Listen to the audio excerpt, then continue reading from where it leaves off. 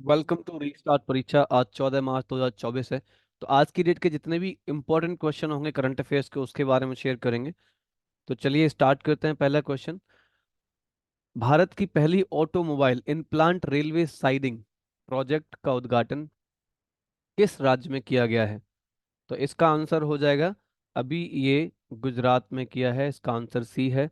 प्रधानमंत्री नरेंद्र मोदी ने गुजरात के हंसलपुर में मारुति सुजुकी इंडिया के प्लांट में ये automobile in plant railway siding project का उद्घाटन किया है। इससे पहले जो गाड़ियां जैसे बनती थी वो सड़क के थ्रू सारी पूरे ऑल ओवर इंडिया में जाती थी, वो अब ट्रेन के थ्रू जाएंगी। लगभग 3 लाख गाड़ियां हर साल ये बनाते हैं, और वो ट्रेन से इनका आना जाना लेके जाया करेंगे शोरूम्स तक। तो ये जो प्रोजेक्ट है, ये Maruti railway siding project Maruti Suzuki plant और गुजरात रेल इंफ्रास्ट्रक्चर के बीच में हुआ है। जी राइड, इन दोनों के साथ समझौता हुआ है। तो ये 12 मार्च 2024 ये वीडियो कॉन्फ्रेंसिंग के थ्रू ये हुआ था उद्घाटन इसका। और 12 मार्च 2024 को गुजरात में जब मोदी जी विजिट की, तो ये डेडिकेट फ्रेट कॉरिडोर ऑपरेशन का भी दौरा किया इन्होंने। बाद में गुजरात अहमदाबाद में साबरमती क्षेत्र में 10 नई वंदे भारत ट्रेनों की शुरुआत की। इसके साथ ही पीएम मोदी ने 85,000 करोड़ रुपए की रेलवे परियोजनाओं का भी उद्घाटन किया है अभी। नाउ अगले क्वेश्चन की तरफ बढ़ते हैं।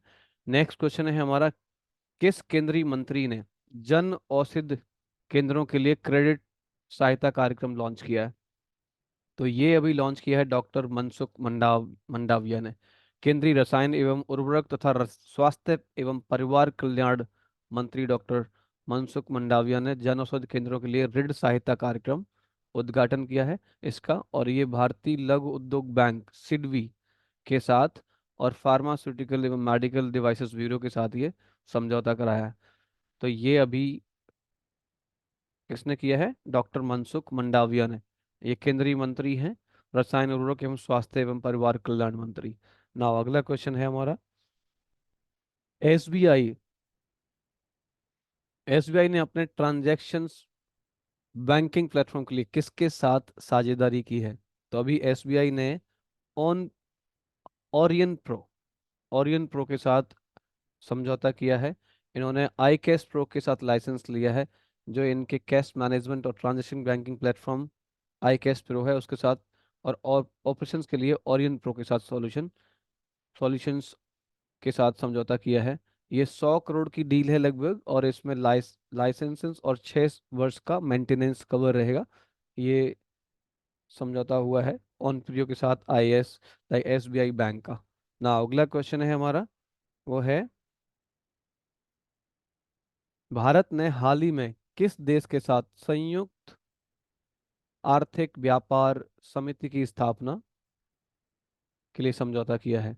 तो ये किया है डोमिनिकन गणराज्य के साथ। भारत ने हाल ही में डोमिनिकन गणराज्य के साथ संयुक्त आर्थिक व्यापार समिति की स्थापना के लिए प्रोटोकॉल पे हस्ताक्षर किए हैं। और ये जो है, ये डोमिनिकन गणराज्य कैरिबियन कंट्री है। इसकी कैपिटल जो है संतो डोमिंगो है। करेंसी यहाँ डोमिनिकन पेसो चलती है, और इनकी लैंग्वेज है स्पेनिश।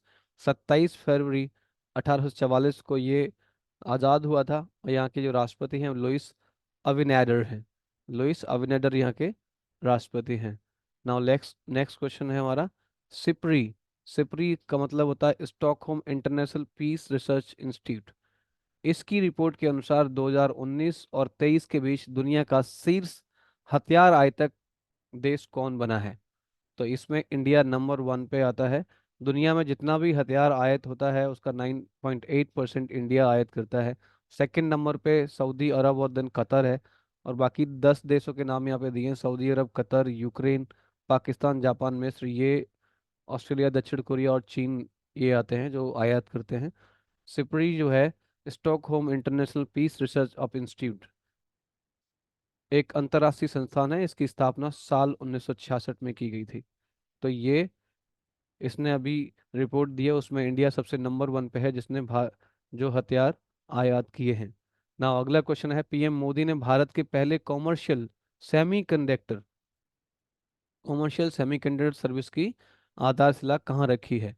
तो ये पीएम मोदी ने धोलेरा राजस्थान में Tata power chip semiconductor manufacturing Corp की फैब्रिकेशन यूनिट की आधारशिला रखी है। तो ये भारत की पहली कॉमर्शियल सेमीकंडक्टर फैब्रिकेशन सर्विस होगी। इसमें लगभग 1.25 करोड़ रुपए की इन्वेस्टमेंट है, प्रोजेक्ट बन रहा है ये। धुलेरा यूनिट की क्षमता लगभग 50,000 फेवर स्टार्ट प्रति माह बनाएंगे ये। तो ये कहाँ हो गया आपका, राजस्थान इसका आंसर हो गया। पीएम मोदी ने भारत के पहले कॉमर्शियल सेमीकंडक्टर फैब्रिकेशन सर्विस की आधारशिला कहाँ रखी है, धोलेरा राजस्थान में रखी है।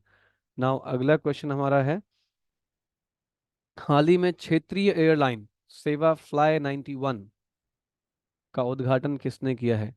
तो ये केंद्रीय नागर विमानन इस्पात मंत्री ज्योतिरादित्य एम सिंधिया ने किया है। ये एयरलाइन फ्लाई 91 का उद्घाटन किया है गोवा में मनोहर अंतर्राष्ट्रीय हवाई अड्डे पे। और हम यहाँ से लक्षद्वीप के लिए एक फ्लाइट को हरी झंडी ने दिखाई है। एयरलाइन फ्लाई 91 18 मार्च को अपनी सेवाएं शुरू करेगी। फ्लाई 91 जो है वो एयरलाइन गोवा से संचालित है और इसके जो एमडी हैं वो है मनोज चाको। जो नई एयरलाइन बनी है फ्लाई 91, इसका सी सीईओ है मनोज चाको, और ये किसने इसका उद्घाटन किया है, ज्योतिरादित्य सिंधिया ने। नेक्स्ट क्वेश्चन हमारा है, दूसरी बार फ्रेंच ओपन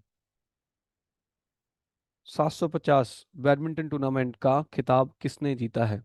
तो ये भारत के सात्विक साईराज रेड्डी और चिराग शेट्टी ने फ्रेंच ओपन बैडमिंटन टूर्नामेंट युगल खिताब जीता है। तो ये इसका आंसर ए सही हो जाएगा। ओके। नाउ अगला क्वेश्चन हमारा है, राष्ट्रीय अनुसूचित जाति आयोग के नए अध्यक्ष कौन बने हैं? तो अभी श्री किशोर मकवाना को विजय सामपाला के स्थान पर राष्ट्रीय अनुसूचित जाति आयोग का नया अध्यक्ष नियुक्त किया गया है। NCSC, तो national commission for schedule caste का अध्यक्ष चुना गया है। मकवाना ने लगभग 30 से ज्यादा किताबें लिखी हैं अभी तक, और उन्होंने 9 किताबें केवल अंबेडकर और स्वामी विवेकानंद पर लिखी गई हैं। NCSC की फुल फॉर्म जो है national commission for schedule caste है। तो इसके नए अध्यक्ष बने हैं किशोर मकवाना, और इन्होंने विजय सांपाला को रिप्लेस किया है। नाउ अगला क्वेश्चन हमारा है, हाल ही में कौन राष्ट्रीय पैरा बैडमिंटन चैंपियनशिप की मेजबानी करेगा? राष्ट्रीय पैरा बैडमिंटन की मेजबानी कौन कर रहा है? तो ये इसका आंसर होगा जमशेदपुर। ये जमशेदपुर कर रहा है। इस आयोजन के में प्रतिस्पर्धा करने के लिए प्रसिद्ध नामों में टोक्यो पैरालंपिक के स्वर्ण पदक विजेता उड़ीसा के प्रमोद भगत और राजस्थान के कृष्ण नागर, इन्होंने टोक्यो पैरालंपिक में स्वर्ण पदक जीता था, वो लोग हिस्सा ले रहे हैं, वहाँ पे आ रहे हैं। 300 पैरा एथलीट यहाँ पे विजिट करेंगे, प्रतिस्पर्धा करेंगे। और ये 19 मार्च से शुरू हो रही है, 4 दिन की प्रतिस्पर्धा है। तो अगला क्वेश्चन की तरफ बढ़ते हैं। नेक्स्ट क्वेश्चन हमारा होगा, हाल ही में किसे डॉक्टर ऑफ सिविल लॉ मानक उपाधि से सम्मानित किया गया है? तो ये द्रौपदी मुर्मू जी को दिया गया है। ये किसको दिया गया? द्रौपदी मुर्मू। अगला क्वेश्चन हो गया। नेक्स्ट क्वेश्चन के तरफ बढ़ते हैं। नेक्स्ट क्वेश्चन हमारा है, हाल ही में किस राज्य सरकार ने महिलाओं के लिए 10 दिन की अतिरिक्त आकस्मिक छुट्टी की घोषणा की है? तो ये अभी उड़ीसा उड़ीसा में नवीन पटनायक के नेतृत्व वाली उड़ीसा सरकार ने महिलाओं के लिए 10 दिन की अतिरिक्त छुट्टी देने का घोषणा की है। पहले 15 दिन की पूरे साल में आकस्मिक छुट्टी जिसे CL बोलते हैं वो मिलती थी। अब 10 और बढ़ गई, तो 25 दिन की छुट्टी मिलना शुरू हो जाएंगे। नाउ उड़ीसा की राजधानी आप जानते हैं भुवनेश्वर, CM है वहाँ के नवीन पटनायक, वहाँ का राज्य पक्षी इंडियन रोलर है, और वहाँ का राज्य पुष्प जो है अशोक है, और राज्यपाल जो है वो रघुवर दास है अभी, है ना। तो ये चीजें कुछ इंपॉर्टेंट हैं, याद कर सकते हैं। ना अगले क्वेश्चन की तरफ बढ़ते हैं। नेक्स्ट क्वेश्चन है, हाल ही में किसने लगातार एशिया प्रशांत में सर्वश्रेष्ठ हवाई अड्डे का खिताब जीता है? तो ये बहुत ही गर्व की बात है। इंडिया के दिल्ली हवाई अड्डे, IGI इंदिरा गांधी अंतर्राष्ट्रीय हवाई अड्डे ने ये अपनी उत्कृष्टता और के लिए लगातार छठे वर्ष एशिया प्रशांत क्षेत्र में सर्वश्रेष्ठ हवाई अड्डे का खिताब जीता है। और ये खिताब कौन देता है? एयरपोर्ट काउंसलिंग इंटरनेशनल, SC आई इन्होंने दिया है। एससीआई एक गैर लाभकारी संगठन है, जो मतलब जिसको एनजीओ कह सकते हैं, सरकारी नहीं है। इसका मुख्यालय मॉन्ट्रियल कनाडा में स्थित है। और डीआईएल, डीआईएल मतलब दिल्ली इंटरनेशनल एयरपोर्ट के जो सीईओ हैं अभी जो इसको संभाल रहे हैं, वो विजय कुमार जयपुरियार हैं। विजय कुमार जयपुरियार हैं। तो किसको मिला है ये? दिल्ली हवाई अड्डे को। छठी बार, ये छठवीं बार हो रहा है। ये पूछा जाता है कितने बार, छठी बार मिल रहा है ये हमें। तो बहुत ही अच्छा प्रदर्शन कर रहे हैं इस फील्ड में, अच्छी सेवाएं दे रहे हैं, इसलिए हमें ये मिल रहा है, अच्छी क्वालिटी की सर्विस प्रोवाइड कर रहे हैं।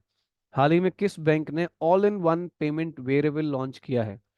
तो ये अभी इंड इंडस इंड बैंक ने अपने कॉन्टैक्टलेस पेमेंट वेरिएबल को लॉन्च किया। इसका नाम इंडस पेवियर है। लॉन्च की घोषणा की है, जो विशेष रूप से मास्टर कार्ड पर डेबिट और क्रेडिट कार्ड दोनों के लिए भारत का पहला ऑनलाइन टोकनाइजेबल वेरिएबल होगा। मतलब घड़ी की तरह है, जिससे आप डेबिट कार्ड और क्रेडिट की जरूरत नहीं है, कॉन्टैक्टलेस पेमेंट आप कर सकते हैं उसको टैप करके। इंडसइंड बैंक के प्रबंधक निदेशक एमडी और सीईओ हैं श्री सुमंत कठपालिया। श्री सुमंत कठपालिया इसके सीईओ हैं अभी। ना अगला क्वेश्चन हमारा है, नेक्स्ट क्वेश्चन। हाल ही में किस राज्य के सोनितपुर में 50 मेगावाट की सौर परियोजना का उद्घाटन किया गया है? तो ये असम में किया गया है। असम के मुख्यमंत्री डॉक्टर हेमंत विश्व शर्मा ने सोनितपुर जिले के 50 मेगावाट सौर परियोजना की समारोह का उद्घाटन किया है अभी। और वहाँ के जो गवर्नर हैं गुलाब चंद्र कटारिया हैं, हेमंत विश्व शर्मा सीएम हैं, और कैपिटल दिसपुर है वहाँ की, है ना। नेक्स्ट क्वेश्चन की बात करते हैं। हाल ही में कहाँ 8 आंखों वाली और पैरों वाली बिच्छू की नई प्रजाति पाई गई है? तो ये रिसेंटली थाईलैंड में ये पाए गए हैं, 8 आंखों वाला और 8 पैरों वाला बिच्छू। जो कीज एक पत्रिका है वहाँ पे जर्नल में प्रकाशित हुआ, हाल ही में एक अध्ययन हुआ था। तो नवंबर 2022 में शोधकर्ताओं को थाईलैंड के कैंग क्राचन नेशनल पार्क है, वहाँ पे कैंग क्राचन नेशनल पार्क, इसमें एक नई प्रजाति की बिच्छू प्राप्त उनको मिले। और इसी पार्क के नाम से इसका नाम यू स्कारपेप्स कार्चन रखा गया है। वहीं वैज्ञानिकों को इस बिच्छू के में 8 आंखें और 8 पैर मिले हैं। बिच्छू का जीवन काल वैसे कितना होता है? औसतन 2 से 6 वर्ष होता है। 1 से 6 साल लगते हैं उनको बड़ा होने में। और 1 से 3 साल वो व्यस्क, वो इस बच्चे की तरह रहते हैं। और 1 से 3 साल व्यस्क मतलब बचपन, और जवानी सारी 3 3 साल में होती है। 1 से 3 साल बचपन रहता है और फिर वो व्यस्क हो जाते हैं 3 साल के लिए, 1 से 3 साल के लिए।